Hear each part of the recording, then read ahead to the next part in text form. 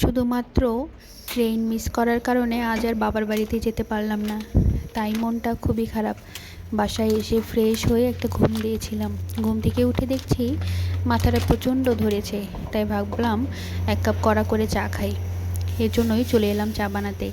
আজ আর নর্মাল কোনো চা করব না, একটু বেশি করে দুধ দিয়ে খেজুর গুড় দিয়ে আমার পছন্দের চা বানাবো। আর ঘরে দেখি চা পাতাও শেষ হয়ে গেছে, তাই 2টো টি ব্যাগ দিয়ে দিলাম। আর এই দেখো গুড়, এটা হচ্ছে আমার দাদু শ্বশুরের বাড়ি থেকে আনা একদম অরিজিনাল খাঁটি গুড়। আমার দিদা শাশুড়ি নিজে হাতেই করে দিয়েছে। তো খেজুর গুড় দিয়ে চা করার জন্য প্রথমেই একটা কাপে দুধ গুলিয়ে নিয়েছিলাম, আর এপাশে খেজুর গুড় দিয়ে চা পাতা দিয়ে চাটাকে ফুটিয়ে নিলাম। এরপর চা হয়ে গেলেই এটাকে আমি পরিবেশন করব বাকরখানির সাথে। পুরান ঢাকার এই বাকরখানি আর ঘন বেশি করে মিষ্টি দিয়ে দুধ চা, এ যেন অমৃত। একদম দারুণ লাগছিল সন্ধ্যাবেলায় এই চা খাওয়ার পরে, মাথা ব্যথাটাই যেন ছেড়ে গেল। তোমাদের সকলকে ধন্যবাদ আমার ভিডিও দেখার জন্য।